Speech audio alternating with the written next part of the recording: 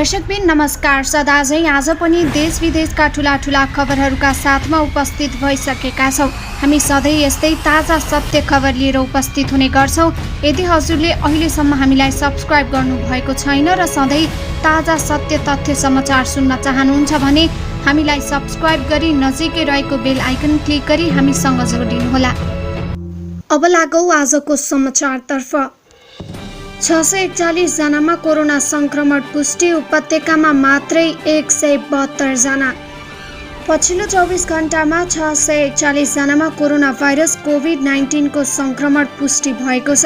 देशभरका प्रयोगशालामा 12,247 नमुना परीक्षण गर्दा उनीहरूमा संक्रमण पुष्टि भएको हो। यससँगै नेपालमा कुल संक्रमितको संख्या 26,660 पुगेको छ। उनीहरूमध्ये 104 जनाको मृत्यु भएको छ भने 17,335 जना निको भएका छन्। यसैगरी अब लागौं अर्को समाचारतर्फ। कोरोना भाइरसको संक्रमणका कारण विदेशमा रोकिएका नेपाली नागरिकको उद्धारका सिलसिलामा सोमबारबाट 5औं चरणको उद्धार सुरु हुँदैछ। अगस्त 31 तारिकसम्म 40 भन्दा बढी उडानबाट नेपालीलाई घर ल्याइँदैछ। वायु सेवा कम्पनीहरूका अनुसार राष्ट्रिय ध्वजावाहक नेपाल एयरलाइन्सले यो बीचमा 17 उडान गर्दैछ। हिमालय एयरलाइन्सले 15वटा उडानको अनुमति पाएको छ। अन्य विदेशी एयरलाइन्सले 11वटा उडानको अनुमति पाएका छन्। नेपाल नागरिक उडान प्राधिकरणका अनुसार युरोप र अमेरिकामा रोकिएका नेपालीलाई स्वदेश फर्काउन टर्किस एयरलाइन्सले इस्तानबुलबाट अनुमति पाएको छ। यो बीचमा दक्षिण कोरियाबाट कोरियन एयर समेत नेपाल आउनेछ। सिल्क एयरले अस्ट्रेलियाबाट नेपालीलाई काठमाडौँ ल्याउनेछ। यो बीचमा नेपाल एयरलाइन्स जापान पुगेर नेपालीलाई घर ल्याउनेछ। सरकारले 15 भदौसम्म हुने उद्धार उडानको तयारी गरेको छ। 16 भदौबाट भने व्यावसायिक उडान सुरु हुने मिति तोकिएको छ। मन्त्री परिषदको निर्णय अनुसार नेपाल नागरिक उडान प्राधिकरणले 16 भदौबाट आन्तरिक तथा बाहिरी उडान हुने निर्णय भएको परिपत्र सबै वायु सेवा कम्पनीलाई गराइसकेको छ। सरकारले 1 भदौबाट नै व्यावसायिक उडान खोल्ने घोषणा गरेको थियो, तर मुलुकभित्र संक्रमण बढेको निष्कर्ष निकाल्दै सरकारले व्यावसायिक उडान रोकेको हो। अर्को खबर रहेको छ उद्धारको प्रतीक्षामा रहेका नेपाली विदेशमा अलपत्र। विदेशबाट नेपालीको उद्धारको प्रसङ्ग उठेदेखि नै श्रम गन्तव्य मुलुकमा रहेका नेपाली दूतावासले चार्टर्ड उडान नगर्न सरकारलाई लिखितम रूपमै आग्रह गरेका थिए। चार्टर्ड उडानले कामदारमाथि आर्थिक बोझ थप्ने र प्रक्रिया पनि झन्झटिलो हुने भएकाले सतर्कतासहित मापदण्ड बनाएर नियमित फ्लाइट नै खोल्नुपर्ने उनीहरूको माग थियो। त्यसबेला चार्टर्ड फ्लाइटको सङ्ख्या बढाएको सरकारले भदौ 1बाट नियमित उडान गर्ने मिति तोक्यो, तर देशभित्र कोरोना जोखिम बढेको भन्दै नियमित उडान 15 दिन पर धकेलेको सरकारले विदेशबाट स्वदेश फर्काउनेको सङ्ख्यामा दैनिक 500 कोटा तोकेको छ। सरकारले दूतावासहरू मार्फत अनुमति पाएका 300 र वैदेशिक रोजगार कल्याणकारी कोषको खर्चमा 200 जनालाई मात्र नेपाल आउन उडान अनुमति दिने भएपछि विदेशमा उद्धारको प्रतीक्षामा रहेका नेपालीहरू बिल्खबन्दमा परेका छन्। 80,000 भन्दा बढी नेपाली विदेशमा उद्धारको प्रतीक्षामा रहेको दूतावासहरूको तथ्याङ्कले देखाउँछ। यसैगरी अब लागौं अर्को समाचारतर्फ। विश्व स्वास्थ्य संगठन WHO पछिल्लो 24 घण्टामा विश्वभर कोरोना भाइरस कोभिड-19 का 2,14,000 भन्दा धेरै नयाँ संक्रमित भेटिएको बताएको छ। WHO का अनुसार पहिलो पटक एकै दिन यति धेरै कोरोना भाइरसका नयाँ संक्रमितहरू फेला परेका हुन्। जोन्स हपकिन्स युनिभर्सिटीको तथ्याङ्क अनुसार अहिलेसम्म विश्वभर कोरोना भाइरसका कारण 14 लाख भन्दा धेरै संक्रमित फेला परिसकेका छन् भने 7,71,000 भन्दा धेरै मानिसको कोरोना भाइरसका कारण मृत्यु भइसकेको छ। कोरोना भाइरसका संक्रमित संख्याको आधारमा सबैभन्दा प्रभावित बनेको अमेरिकामा अहिलेसम्म कोरोना भाइरसका कारण 53,61,000 भन्दा धेरै संक्रमित फेला परिसकेका छन्। अमेरिकामा यो भाइरसका कारण मृत्यु हुनेको संख्या पनि 1,70,000 नागेको छ। ब्राजिलमा कोरोना संक्रमितको संख्या 33,17,000 नागेको छ।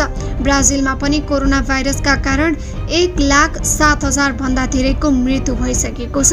भारतमा कोरोना भाइरसका कारण 25,89,000 भन्दा धेरै संक्रमित पुगेका छन् भने यसबाट मृत्यु हुनेको संख्या पनि 50,000 नजिक पुगेको छ। यसैगरी अब लागौं अर्को समाचारतर्फ। पर्यटनसँग सम्बद्ध व्यवसायीहरूले भदौ 16 पछि जसरी पनि यात्रा गतिविधि खुलाउन माग गरेका छन्।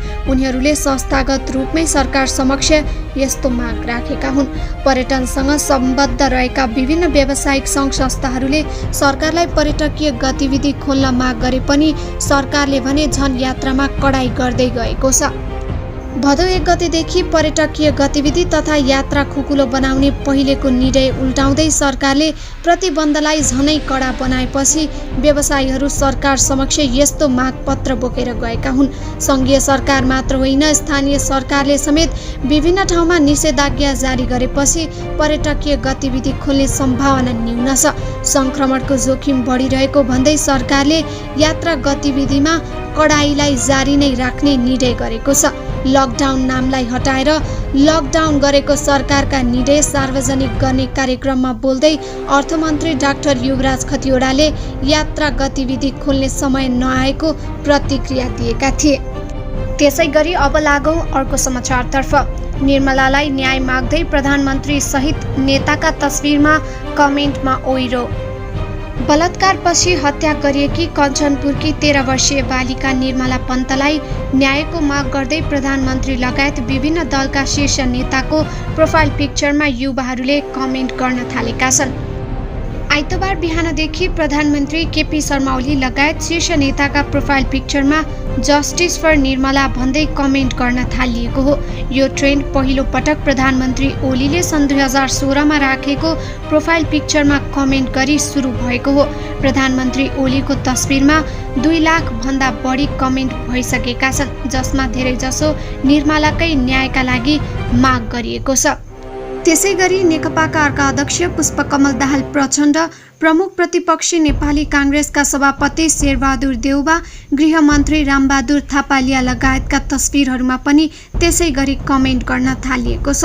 नेपाल प्रहरी तथा केही मिडियाका तस्बिरहरूमा समेत त्यसरी नै कमेन्ट गरिएको छ। केही समय अघि भारतमा विनोद भन्दै कमेन्ट गर्ने ट्रेन्ड चलेको थियो। त्यसैगरी अहिले निर्मलाको लागि न्यायको माग पनि ट्रेन्डमा ल्याउने भन्दै कमेन्ट गर्न सुरु गरिएको देखिन्छ। यो अभियान कसले चलाएको हो भन्ने प्रश्न भइसकेको छैन। 2075 साउन 11 गते भीमदत्त नगरपालिका 18 निम्बुखेडा स्थित उखुबारीमा निर्मलाको शव फेला परेको थियो। उनको बलात्कारपछि हत्या गर्ने को हुन् भन्ने अहिलेसम्म खुलेको छैन। राष्ट्रिय स्तरमा लामो समयसम्म चर्चामा रहेको निर्मला हत्या बलात्कार प्रकरणको अनुसन्धान अझै सकिएको छैन। अर्को खबर रहेको छ, सरकारको निर्णय विपरीत खुलेको विद्यालयका शिक्षकमा कोरोना। साउन दोस्रो सातासम्म स्थानीय तहमा कोरोना संक्रमित नभेटिएपछि मकवानपुरगढी गाउँपालिकाले केटाकेटी बरालिने भए भन्दै विद्यालयहरू खोल्ने निर्णय गर्यो। जोरबिजोर वा सिफ्टमा सुरक्षा उपाय अपनाएर पठन पाठन सुरु गर्न सकिने उसले बताएको थियो। जबकि केन्द्र सरकारले अहिले विद्यालय तथा शैक्षिक संस्थाहरू खोल्न प्रतिबन्ध लगाएको छ। तर गाउँपालिकाको शिक्षा समितिले नै विद्यालय खोल्ने सहमति दिएपछि भानु माध्यमिक विद्यालयले पढाइ सुरु गर्यो। कक्षा 8 देखि 12 सम्म बिहान 8 देखि 12 बजेसम्म र त्यसपछि 1 देखि 7 सम्मको कक्षा सञ्चालन भयो। कुल विद्यार्थी संख्या 500 भए पनि झन्डै 200 हाराहारी स्कुल आउन थाले।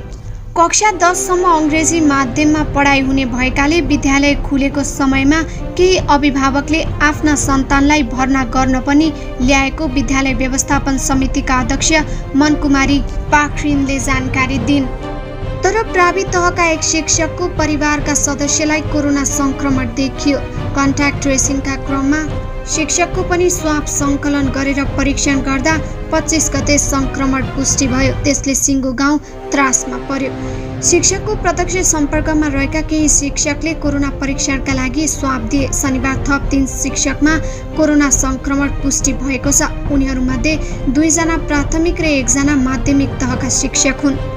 कोरोना गाउँपालिकामा थिएन, त्यसैले सुरक्षा उपाय अपनाएर विद्यालय सञ्चालन गर्ने भनेका थियौँ, गाउँपालिकाका अध्यक्ष विदुर हुमागाई भन्छन्। शिक्षकमा कोरोना संक्रमण देखिएपछि नयाँ समस्या सिर्जना भएको छ। उनका अनुसार थप 5 जना शिक्षकले PCR टेस्टका लागि आइतबार स्वाब दिएका छन्। विद्यार्थी र अभिभावकलाई घरमै बस्न आग्रह गरिएको छ। लक्षण देखियो वा केही गाह्रो भयो भने सम्पर्क गर्नुहोस् भनेका छौँ उनले भने। तर अभिभावकहरू भने त्रासमा छन्। उनीहरूमध्ये एक प्रकाश दाहाल भन्छन्, शिक्षकमा कोरोना देखियो भनेपछि बच्चाको ख्याल गरेका छौँ, तर उनीहरूमा संक्रमण देखिन्छ कि भन्ने डर लागेको छ। अब लागौँ अर्को समाचारतर्फ। नेपालमा कृषिसँग टुटेको सम्बन्ध पुनर्स्थापित गर्ने मौकाको रूपमा कोरोना कहरलाई हेरिएको छ। कृषि क्षेत्रको पुनर्जागरणको मुद्दा देशमै कैयौँले रोजगारी गुमाएपछि र वैदेशिक रोजगारमा गएकाहरू धमाधम फर्किन थालेपछि बहसमा आएको छ। कोभिड-19 का कारण विश्व नै यति बेला आक्रान्त छ। विश्वले अहिले आर्थिक र स्वास्थ्य सङ्कट एकैपटक सामना गरिरहेको छ। कोरोनाका कारण नेपालमा पनि सम्पूर्ण क्षेत्र प्रभावित छन्। नेपालमा कोरोनाकै कारण 22.5% कर्मचारीले रोजगारी गुमाएको तथ्याङ्क राष्ट्र ब्याङ्कसँग छ। नेपाल राष्ट्र ब्याङ्कले गरेको सर्वेक्षणले विभिन्न क्षेत्रमा औसत 22.5%ले रोजगारी गुमाएको देखाएको हो। यसरी रोजगारी गुमाउनेमा 2/3 भन्दा बढी कर्मचारी करार र अस्थायी नियुक्तिका छन्। कोरोनाले नेपालमै बेरोजगार भएका र विदेशबाट स्वदेश फर्किएका यिनै जनशक्तिलाई कृषिमा ल्याउने सोही समय भएको विज्ञहरू बताउँछन्। यिनीहरू मार्फत कृषिमा पुनर्जागरणको लहर ल्याउन सकिनेछ। तुलनात्मक रूपमा अन्य क्षेत्रभन्दा कृषि क्षेत्र कम प्रभावित छ। सरकारले हरेक प्रदेशमा 78 कृषि थोक बजार निर्माणका लागि स्थानीय तहलाई वित्तीय हस्तान्तरण गर्ने तथा प्रदेश स्तर कृषि उपजको हब मार्केट स्थापना गर्न बजेट व्यवस्था गरेको छ। यसैगरी कृषि उपजको मूल्य सुनिश्चितता दिन 200 खाद्य भण्डारका केन्द्र स्थापना गर्न स्थानीय तहलाई 1 अर्ब वित्तीय हस्तान्तरणको व्यवस्था बजेटमा उल्लेख गरिएको छ। आर्थिक वर्ष 2077 र 78 का लागि कृषिमा 41 अर्ब 40 करोड रुपैयाँ विनियोजन गरिएको छ।